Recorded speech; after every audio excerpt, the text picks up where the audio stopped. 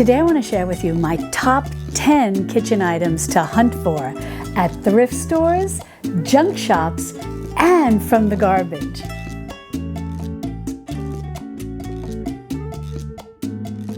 Hi sweet friends, I'm Mary and welcome to Mary's Nest, where I teach traditional cooking skills for making nutrient-dense foods like bone broth, ferment, sourdough, and more. So if you enjoy learning about those things, consider subscribing to my channel and don't forget to click on the little notification bell below. That'll let you know every time I upload a new video. Now, when it comes to hunting for kitchen items at the thrift store and in junk shops and even in the garbage, which we're going to talk about today, there are certain things that I generally look for, and I want to share those 10 things with you. Now, when I talk about thrift shops, that really runs the gamut because it could be a Goodwill, a Salvation Army, a Savers, sort of those mainstream thrift shops. But it could also be thrift shops that are just run by local religious organizations like the Ladies of Charity or the St. Vincent de Paul Society. They often have lovely thrift shops and sell wonderful items. Now, when I use the term junk shop, I'm talking about something that's not as widespread as those more mainstream thrift shops. Sometimes it'll just be a little store in your town or maybe in a neighboring town that's just something that's privately owned and often sells things that maybe many people would consider more on the junk side than the thrift side. But that's not necessarily a bad thing because, as the saying goes, one man's trash is often another man's treasure.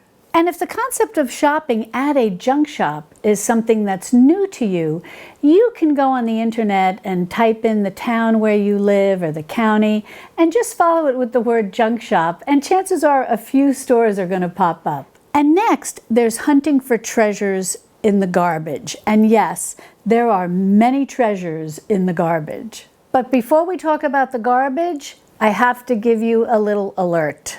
I have recently learned, much to my surprise, that different cities and towns have ordinances against taking things out of other people's trash. So be sure to know your town's ordinances before you even attempt to look in someone's recycling bin. However, there's nothing wrong with getting to know your neighbors and let them know that if you see things on a regular basis in their recycling bin that could be useful to you in your kitchen, that you ask them to maybe keep those things aside for you and to give them to you. Most people who are already recycling are very happy to know that their items will go to a good home that'll make good use of them.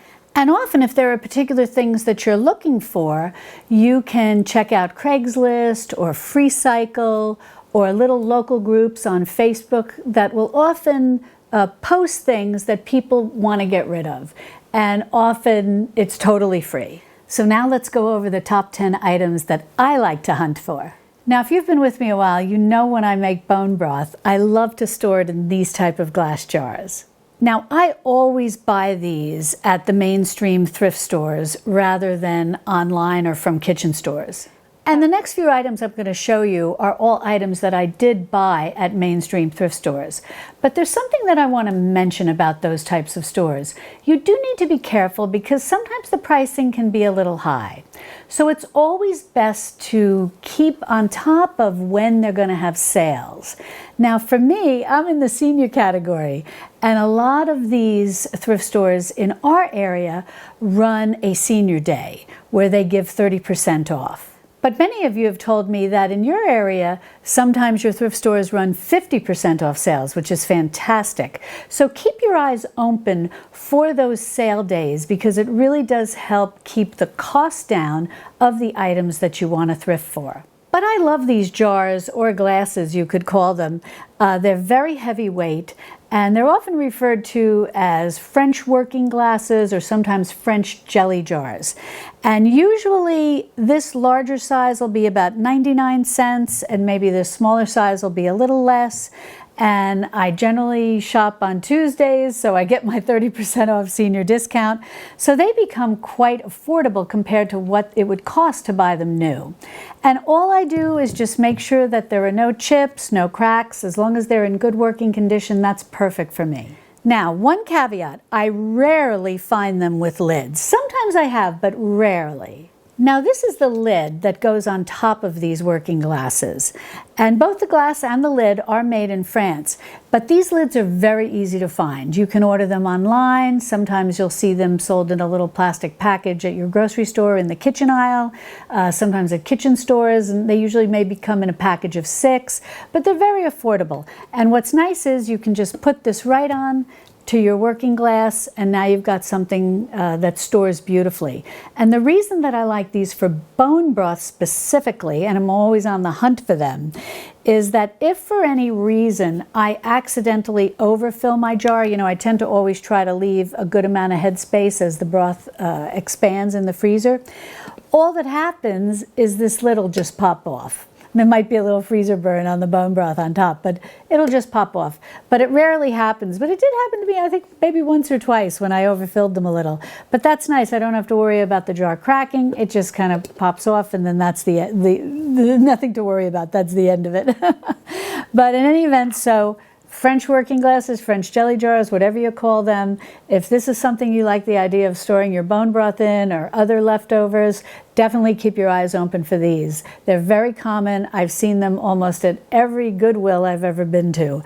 They always have at least 1 or 2 and often many more. And even when my husband and I'll share something with you, when my husband and I travel, we often take time to visit thrift stores and junk shops in whatever town, in whatever state we're in. And even when we travel in different parts of the country, I often see these working glasses. So if that's something you want, keep your eyes open for them. The next item that I'm always on the hunt for are hinged lidded jars. Now, under normal circumstances, brand new, these can be a little pricey, but I do find them frequently at thrift stores. Now, they often will not have this part with them, or if they do, it's very dried out and cracking, so it's going to need to be replaced. However, just like the lids for the working glasses, these are very easy to buy. You can buy them online, and again, you may find them in little packages in the kitchen aisle at your grocery store or at kitchen stores, and they're very affordable, you know, just like a few dollars at most. And then you can have all new gaskets, and they go on very easily, and then you've got a beautiful jar. Now, what if the metal is slightly oxidized? I don't worry about it. When I get it home, I just give everything a really good scrubbing with a little Brillo pad, something like that, and put a new gasket on it, and I have a beautiful lidded jar. Now, these delightfully adorable Crocs used to come with cheese in them at the grocery store. That's just how the cheese was sold. It was usually sold at holiday time, and it was usually some type of cheddar cheese that had sort of wine ribboned through it, you may remember. And it wasn't actually that long ago. But I've noticed maybe about the last 5 years, at holiday time, and it's usually Christmas time, that time of year, now it's just sold in plastic, which is kind of disappointing. But I keep my eye open for these because, and often they do have this gasket still in place, but if not, again, like these gaskets, like the French jelly jar lids, all of this stuff can be purchased separately, you know, as again, online. I've not seen these at kitchen stores, or at least not in the kitchen aisle at my grocery store, but you can find them online and they're not expensive. And so, but if it does come with the gasket, you're in luck. And I just clean up everything really well. And then what I use this for is to make, I guess you could call it in a sense an hors d'oeuvre. I have a video where I show you what I do with this, and I'll be sure to link to it in the description and in the description and in the iCards below, or in the iCards above. But what I do is I take little bits and bobs of leftover cheese, I grate it and I put it in here. And then we don't drink, but if you've had like a little dinner party or something and maybe you have a little bit of wine left over, a couple of tablespoons, you can pour that in there. If you're not using wine and you have maybe a tablespoon, a little leftover vinegar, you can put that in there. both the wine or the vinegar act as somewhat of a preservative, and you just mix this up, and then over time you have this wonderful cheese spread.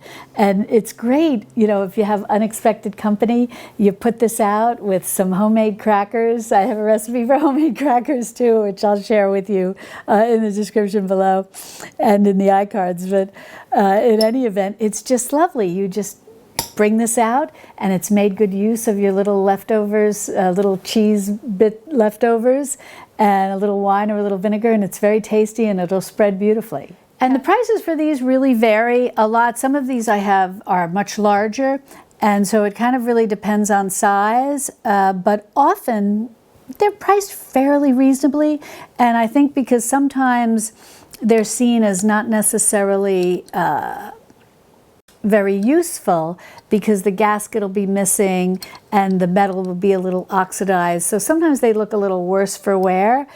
So often I'll see them as low as $1.99, and these I'll often see for 99 cents. So again, you know, just keep your eyes open, and if this is the type of thing that you like to use, and if they are a little more pricey, again, keep your eyes open for those sale days. The next thing I like to look for at thrift shops are baskets, but just not any baskets. I like to focus on bread baskets. Now, when it comes to baskets, you do need to be careful because they could be very dirty. So I know everyone has their own way of disinfecting things, but generally what I do is have a little mixture of Clorox and water in a spray bottle. I'll give them a real good spray down till they're pretty saturated. And I don't really worry about having them saturated because they are just something from the thrift store that I generally try to not pay any more than $1 or $2 for. But I'll saturate it with my Clorox and water spray, and then I'll let it bake in the hot Texas sun when it's like 90 or 100 degrees out for a couple of days. And then I feel it's pretty well sanitized. Then, once it's all clean and dry, I can line it with a tea towel or a cloth, a napkin, and this one I love for baguettes, and this one is great for rolls. The next thing I'm usually on the hunt for are thermos, but not just any thermos. I specifically like to look for thermos that are glass lined inside. And the reason why I like glass thermos is because they're very easy to clean and sanitize.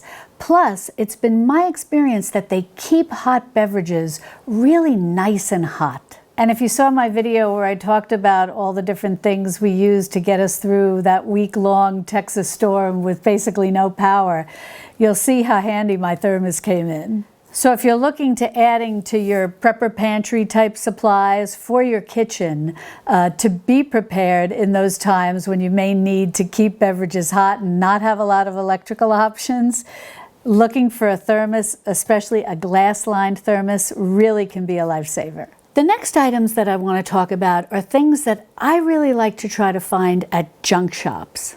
Now, when it comes to junk shops, every junk shop is going to be different. And you're really just going to have to hunt through a lot of stuff and see if you find things that can be useful to you in your kitchen. Often, as the name junk shop implies, is that people who run junk shops will buy other people's junk. And this junk may be things that people want to throw out, but that their trash service doesn't remove. So they have to find other avenues, so to speak, to get rid of their junk. So junk shops will often pay people a few dollars for their stuff, and the people are happy to unload it, get a few dollars, and in the long run it saves them money because they don't have to pay to have a special type of refuse service remove their junk, and the junk shop owner then goes and resells it and he makes a little money. So even though they may not always be as neat and organized as a thrift store, and often may not even have any prices on them, and things have not many times even been dusted off or cleaned up, you can often find some really good bargains. My son and I so enjoyed we would call it junking. You know, when he was younger in the summer, you know, if he had a few days free off from a camp or something like that, we'd get in the car real early in the morning. We'd drive around the hill country, hitting all the various junk shops, stopping at, in the morning, the first thing we'd do is we'd stop at this stand. This lovely woman she had a little vegetable stand, and she also baked fresh bread. And we'd buy a loaf of the bread and some of her big garden tomatoes, and we'd eat the tomatoes and the bread in the car. I have such nice memories of that. And then we'd hit all the junk shops, and we would just come home with a box full of treasures, often never having spent maybe more than $5. Now, one thing that I really like to look for at junk shops, because it's often going to be cheaper than thrift shops, is revereware. And that's just sort of a nice stainless steel pot, usually has this nice little copper bottom. And these can come in very handy if you like to make home remedies and don't necessarily want to use your other cookware. Now, when I found this pot, it was a mess down on the bottom. It was just as black could be. And I didn't know 100% if I would be able to clean it up, but it really was just like less than $1. And so I said, I'm just going to take a chance, and I'm going to bring it home and see if I can clean it up. This really dark, burnt-on mess that was down on the bottom. So what I did was I sprinkled it with some baking soda, put some water in the pot, brought it up to a simmer, put the lid on, and just let it simmer for a little bit. And periodically I would check on it, and little by little the bits were coming up off the bottom of the pot and just floating in the water. And then I emptied it out, rinsed it. I had to do this like 3 times. And then it was still stained on the bottom, so I took a Brillo pad to it. And I wasn't worried about using a Brillo pad on this because I knew that it was really the only way I was going to be able to rescue it, so to speak. And I had a plan for what I was going to be using it for, so I wasn't so worried about scratching the interior. So I took the Brillo pad and scrubbing. And it required a little elbow grease, but it was well worth it because now it's all shaped up in good shape. And I use this a lot when I want to melt things right actually in this pot, or steep things, or do different things like that, especially when I'm working with herbs and making some type of home remedy that I don't really want to use my cookware for. And that brings us to the next kitchen item that I like to look for in junk shops. I'm always on the hunt for these stainless steel bowls, ones that are lightweight. I don't care how scratched up they are. I don't care if they have dents. A lot of times at a junk shop, you can get, sometimes they're like in a box and there's like tons of them, and they're all, the box will say 10 cents each, things like that. And sometimes I have some that this has got a big dent down here. It doesn't matter to me. Because if I'm using anything where I'm making maybe like a salve and I've got to be using beeswax, this is my double boiler. And I just put some water in here. I put my stainless steel pot on top, my stainless steel bowl on top of my pot, and I melt my beeswax and then go about my business, minding my own beeswax. But in any event, these, you can never have enough of these. I find these so handy. I use them to collect herbs in the garden. It's not really a kitchen purpose, but if you have dogs, you can totally relate. I'll use them outside for water bowls for the dog. So there's just so many uses for these. And the fact that they're stainless steel, they really last forever, and they're easy to clean and disinfect. Now, the next thing I'm always on the hunt for, especially at junk shops, are little containers, sometimes larger containers, that I can use basically as crocks to collect things that I need to keep handy around my stove. I think when it comes to storing tools around the kitchen stove in different crocks, you really don't need to buy anything new. If you're willing to be a little creative, maybe a little inventive about what you use, there is a plethora of options. Now, this is not a real expensive beer stein or anything like that. This is just some sort of imitation. It even has like little chips in it, but it didn't matter to me. And I actually found this in our travels. I think we were in New Mexico, and my husband and son and I ran across a little junk shop. I think it might have been in Albuquerque. And this was just in the, where they have the different glasses and stuff. And, it was about $1. And I said, this is perfect. I can put all my spatulas in it. And what does it matter that it was like meant to be, like a beer stein or something? But what drew me to it was, if you can see over here, there's a cute little dog, kind of like a yellow lab or a golden, something like that. And that's the type of dog we have. So that really drew me to that. And I said, I have to bring this home. And brought it home, washed it up, and put my spatulas in it. So definitely think outside the box of just those typical kitchen crocks, and think about, gee, what can I put my different kitchen tools in? Different types of pitchers, different types of, mugs like this. There are so many things that you can use, and ones that'll be really reasonably priced. And I'll talk about this. Actually, this I actually got for free. And this was like a little junk sale on the side of a road where somebody had just set up some junk that they wanted to get rid of. I was out in the hill country, and my son and I were just driving around, and we saw this little sale, kind of like a garage sale, but not at anyone's home or anything. It was just in the parking lot area of this gas station. And the man had, gave you a box, and he said, oh, just fill the box for $1 or something like that. And he had this little thing, it says sugar, but it's missing the lid. And he said to me, oh, you can have it for free. It's missing the lid. So you never know in your travels what you're going to stumble upon. But if you find things at a junk shop, which these are the type of things you normally find at the junk shop, something's missing or it's chipped, things like that. And this didn't have the lid, but what I do is, since it says sugar, you can see there's like I've got some little chocolate coins in here, and I also keep some gum in there, and I just pop it in my pantry, and it works great. This was actually something that had mustard in it once, and you may even see these at your grocery store, or sometimes even maybe the specialty grocery stores, and it might have a cork on the top. And then it's very fancy. It has a lovely, like a wax seal with a little ribbon. It looks very fancy. I think it's either a French or a German mustard. I'm not sure. And so this was from the junk shop. It's missing the cork, but who cares? I just put, some spoons in there, tasting spoons, whatever, when I'm cooking. And the same with this. And how cute is this? La moutarda. I think that means mustard, right?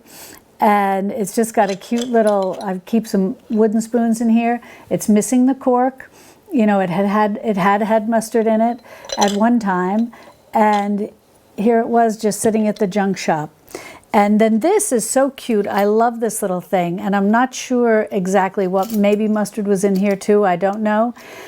But this at the junk shop had this little, I don't know if I can tell now, I did a good job fixing it, but the handle was broken off, but the handle was inside the little crock. So I bought that, and I just fixed it when I got home. And then this was a real find that I found at the junk shop. It's part of a set of measuring cups, but all of the others were missing, and all he had was this one that said 1 cup.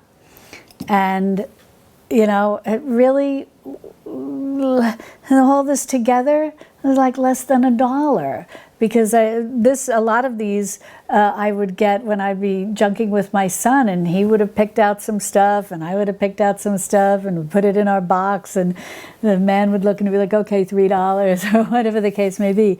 So, if you live near small towns that may have these little independent, they may even say like they're thrift shops, but often when you go inside, you're going to see that they really lean more to what I'm talking about as a junk shop.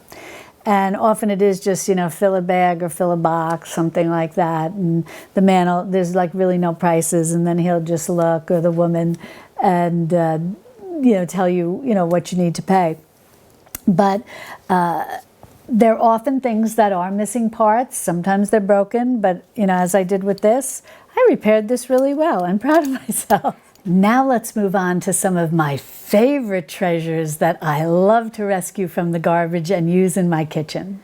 Now, over the years, many of my neighbors who were young professionals and maybe getting takeout or maybe just stopping and getting pre-prepared foods at the deli, whatever the case may be, they would often have a lot of these plastic containers. And they've always been more than happy to pass them on to me. Because as I shared earlier, a lot of people today are very conscious about recycling.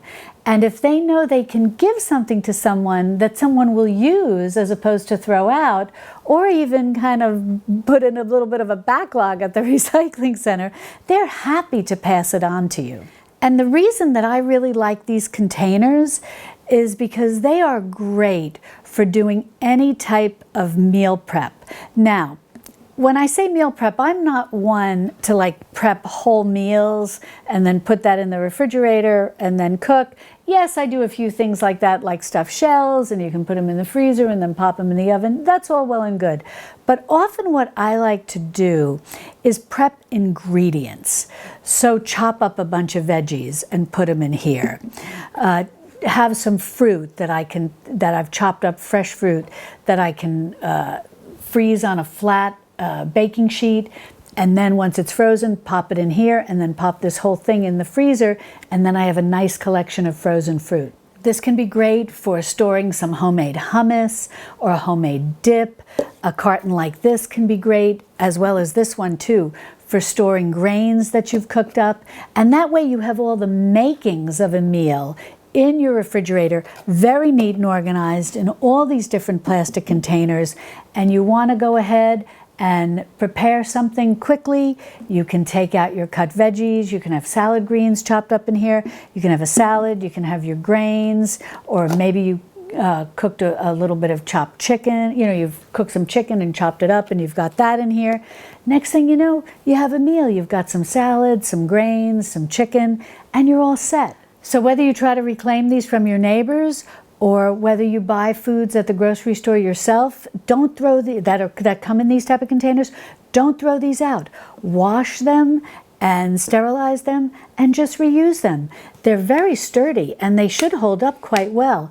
And today, there's all kinds of information down on the bottom telling you information about the plastic. And today, they're definitely going to be food safe if you got them from the grocery store. Most are BPA free. Most are, if at some point you do want to recycle them, are recyclable. But I've had a lot of these for years. And I want to mention about these lids. These are sort of a universal size. So I'd take that off there. It's the same size lid on here, it's the same size lid on here. Plus, if you have any round glass containers, which I've used in my kitchen for years, but sometimes over time, those plastic lids will deteriorate a little. I'm using these and they fit perfectly. So sometimes if you do have glass containers that had plastic lids that are kind of, starting to wear out, try some of these and see if they fit. So this is something that's terrific to prep, to have all your ingredients prepped and in your fridge to make throwing together a meal easy. Well, I have a confession to make. I can't help but collect bottles and jars that other people would normally throw out. There are so many great bottles and jars out there that, yes, can definitely be recycled. But I have had neighbors over the years that when I've seen what they're putting in their recycling bin, I've said to them, gee, next time could you maybe set some things aside for me? Because I would really like some of those bottles and jars and I could really use them. And of course, as I mentioned earlier, if you can upcycle other people's stuff that they're planning on recycling, they're usually really happy to give it to you. Now, a lot of people don't make their own kombucha. They buy it, and it comes in bottles like this. These are fantastic if you can get these, from neighbors or friends who would normally just be putting them in their recycle bin. I mean, to buy something like this, if you wanted to buy, like, say, a set of 6 or something, it's not going to be inexpensive.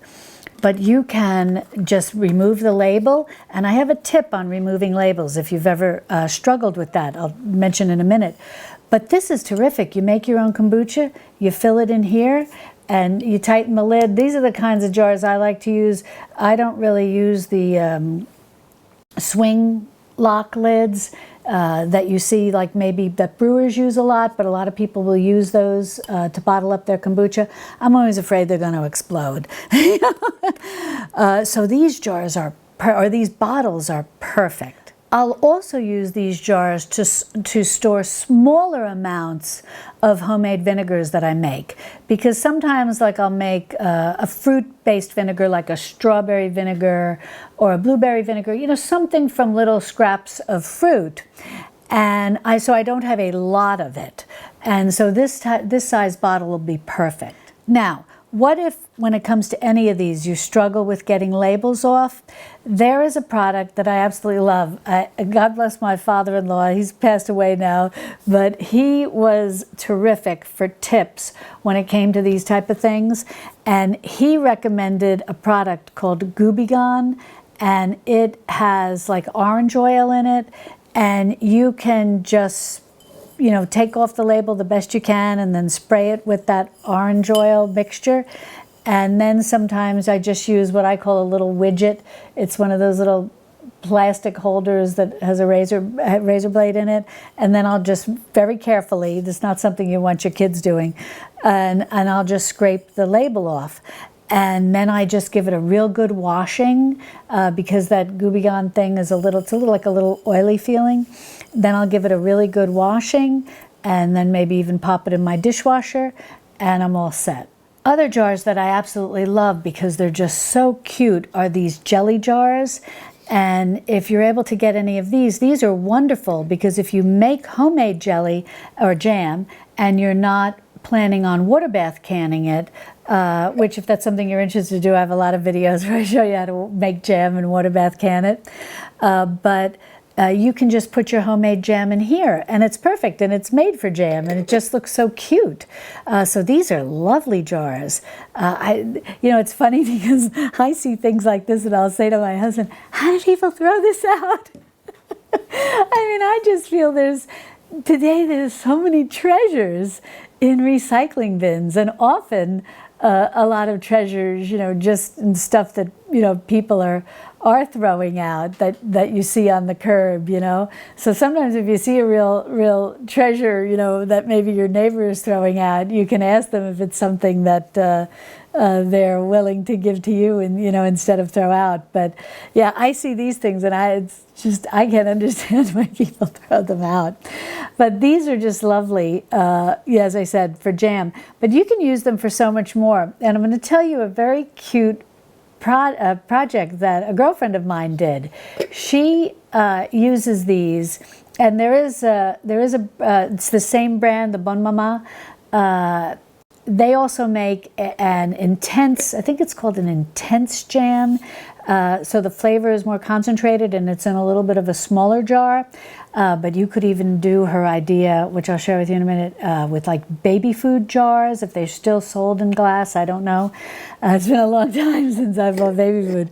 But what she did was she took the lids, and she didn't have under cabinet lighting in her kitchen, so she just had like flat cabinet. And I think she may have put a strip of wood first so nothing would like actually go through her cabinet. She may have attached that first. And then, you know, maybe with shallow screws or something, not 100% sure, but I'm sure these projects are on the internet. And then what she did was she put a hole in the lid and put the screw through and screwed it to underneath her cabinet. And then she put her spices in the jars, and so she just had it all lined up like this underneath her cabinet with all of her spices, and so they were always easy to see and easy at the ready, to use. I thought that was very clever.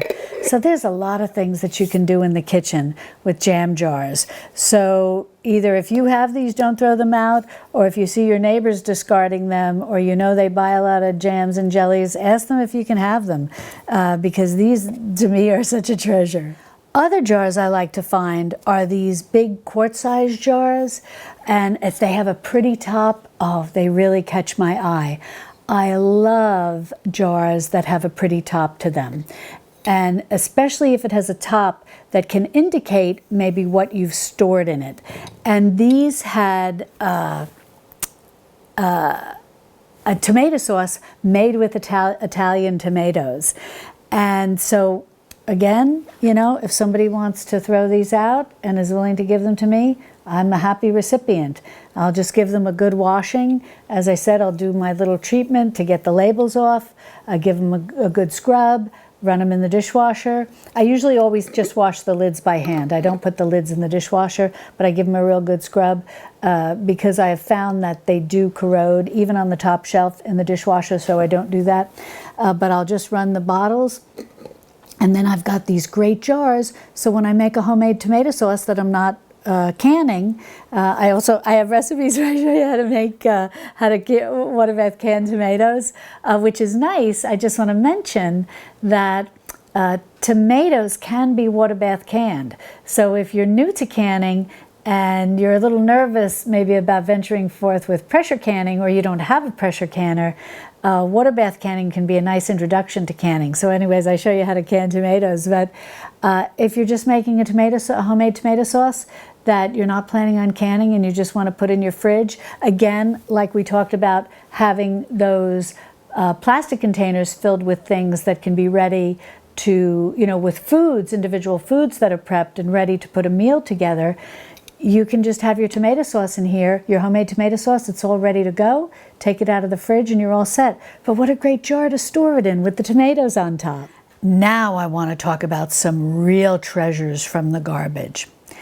If you ever see dark glass bottles or dark glass jars, don't pass them up. Ask your neighbors, ask your friends to pass these on to you if they don't want them. These are so terrific for storing anything that's light sensitive.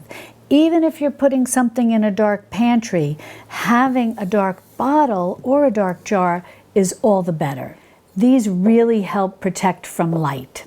Now, if you make your own homemade elderberry syrup, what a great jar to store this in. It's dark. You can go ahead and put this in a refrigerator. Every time you open your refrigerator and the refrigerator light goes on, you don't have to worry because your elderberry syrup is beautifully protected in this dark glass bottle. These type of things are really geared for storing home remedies. And if it's those type of things that you're interested in, like making elderberry syrup and all of that, I'll be sure to put a link in the description below to the playlist I have where I show you how to make a whole host of home remedies.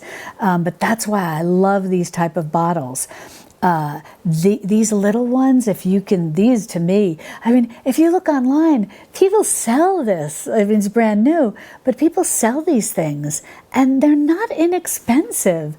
But if you have a friend or neighbor who would be throwing this out, say, hey, I can use that. Don't throw it out. Give it to me, And then what's nice is too, you can always, if you have friends, and I think this is really cute, my girlfriend always got a kick out of this. She would give me plastic containers and whatnot. I have a lot now over the years. Every once in a while I have to clean out my jars and pass them on to other people. But a nice thing to do is if you do have friends and neighbors who do give you their garbage, it sounds funny, but I'll often, with my girlfriend, I'll fill some jars, even maybe some of the jelly jars that I find at the thrift store, or sometimes maybe just, a glass jar, and I'll fill it with some homemade bone broth, and give it to her. And she always used to get a kick out of that, that she'd be like, wow, I'm getting bone broth and I'm like giving you some things from the garbage. But it's a nice thing to do, And then people always think about you whenever they may be throwing something out that they think that you could use. But these type of jars are very, very helpful because if you make your own salves, if you make your own creams. I have videos where I show you how to make a face cream from tallow, which is beef fat. And as I've said in the past, yes, girls, we're putting beef fat on our face. But this is a terrific jar for storing your homemade tallow cream in.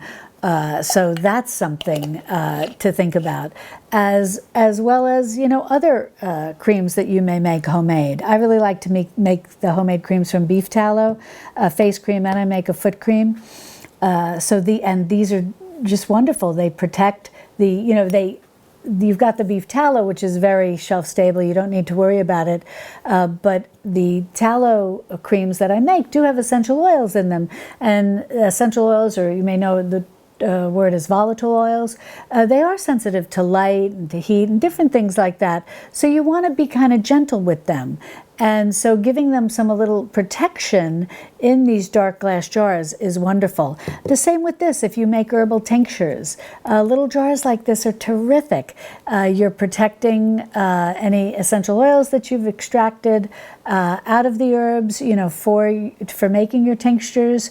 And, because of the darkness of the bottle, you're giving those essential oils some protection. And the same with jars like this. If you, kind of at the end of harvest season, just find you have like a ton of greens, maybe you've got a ton of kale, or you've canned up some tomatoes, but you've removed the skin, and so now you have all these tomato skins. And you decide you want to dry all of this, or dehydrate it, whatever the case may be, and whirl it in the blender and turn it into a powder, like a nutritional powder that you can add, during the winter months to smoothies or whatever the case may be, or to soups and stews. It adds wonderful flavor and nutrition. It's great after you've ground it up to store it in a dark bottle that, again, is protecting the nutrients, because a lot of times all the antioxidants that are very rich in those type of foods are need to be protected, in a dark glass bottle. So you can't go wrong. These, to me, are just such treasures. And the same goes for these bigger bottles, and including this one is green.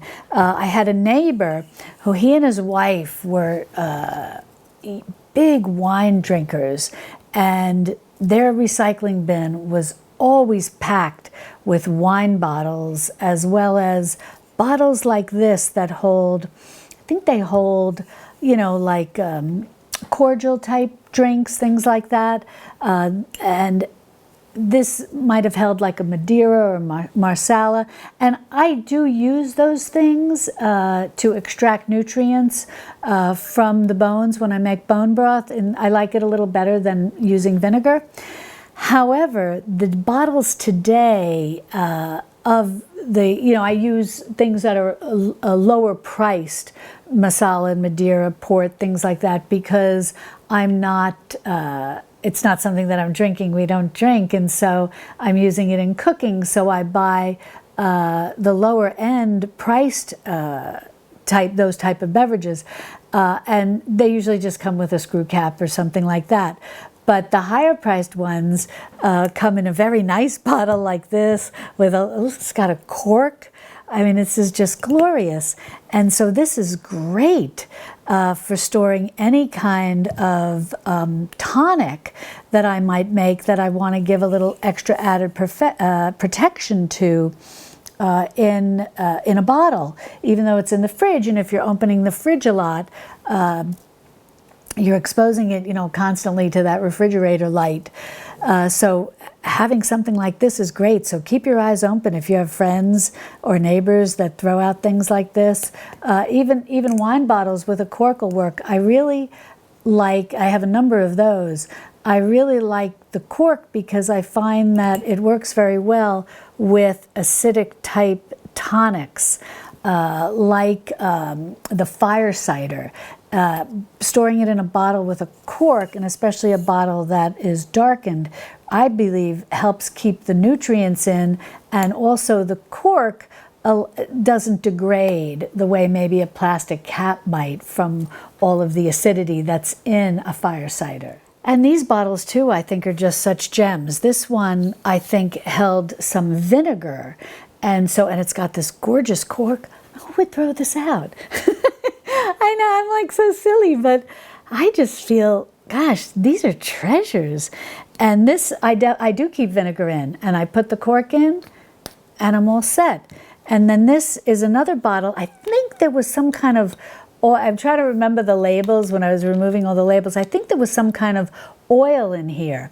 But this is, again, I mean, granted, yes, it has a plastic lid, so I may not like be rushing to put vinegar in it because it's just the plastic here. Sometimes if you notice when you put vinegar in, or if you buy vinegar in a bottle, it'll sometimes have some kind of protection here, something that's inserted so that the vinegar is not like rotting the plastic. But there are so many different things I could put in here if I'm making a larger amount of a tincture as opposed to a small amount of a tincture. These can be really good for holding what are called herbal washes. Like if you want to make something with herbs with a higher concentration of liquid that you then use to wash a scrape or something, a larger area. There's so many different preparations for these type of things, which I have a number of videos now. I'm kind of building a series all about herbs and their medicinal purposes and what to grow and how to make different herbal preparations. So I'll be sure to link to that so that you can start following along if that's something that interests you. And then again, this is just a plain glass bottle. It has a plastic lid. I think this did have vinegar in it, if I remember. I think the label was for vinegar, and it did have one of those little protection things in it, but I did pull that out because sometimes I just feel, I don't know the level of cleanliness that might be in there, might have attracted some dirt, whatnot. So I'll pull that out, but then I'll just use this to store something else, some type of liquid. I may even, if I know that I'm going to be making a soup where I need a full 32 ounces of broth, this can be great for putting in some bone broth, beef or chicken. This can be great for storing fish broth. All you need is a little plastic funnel. Put that in, pour it in, put it in your fridge, and then again, like some of the other things we talked about, you've got all the makings of what you need to throw a quick meal together. Yes, you are seeing this correctly. Your eyes do not deceive you. I saved the best for last. Don't throw out cans. Especially if you can find those that have the good lining, that are lined with the, I guess, all BPA-free type linings that you often see from canned goods that held organic products. If you like the idea of having herbs in your kitchen, but you're maybe new to gardening, or you don't even have a kitchen garden, all you have is a sunny windowsill, you don't need to rush out and buy pretty pots or anything like that. You can just use cans, and these are often being thrown out by everybody on your block. You can put some pebbles in the bottom, like a little bit of gravel, your soil, and then your seeds, and next thing you know, you can put 3 of these on your kitchen windowsill. You can have basil, thyme, you can have flat leaf Italian parsley, you can have oregano. All of these grow great with just a little sun and in a used can. If you want, you can even punch some holes in the bottom with a hammer and a nail. Again, do this for do this yourself. This is not for kids to do. But you could punch some holes to give it some drainage. And if you're in an apartment in the city and you have a patio, or you have a balcony, you can put these out on your patio or balcony. If you do have a garden, you can just put them out on a patio table or something like that. They'll have that little bit of drainage. You can still put some gravel in the bottom, put your dirt in, get your plants growing. Then you can, if you want, transplant them into your kitchen garden or just leave them in the can. They work great. You can have one right by your stove. You can put a few different seeds. You can have a little parsley growing. You can have a little basil growing, a little oregano, a little thyme, and just keep clipping it. These can come in so handy for someone who wants a kitchen garden. And if you're really creative, you can even cover these and just make sure that you have a really clean edge here, a really smooth edge. And this can become something that you use as one of those crocks to store utensils by your stove. And you can cover these with like the contact paper that people put on shelving, things that are waterproof and that you can wipe down if they get dirty. It's so cute and so customized, and you're going to have things that nobody else is going to have. You're going to have a very unique, very eclectic kitchen.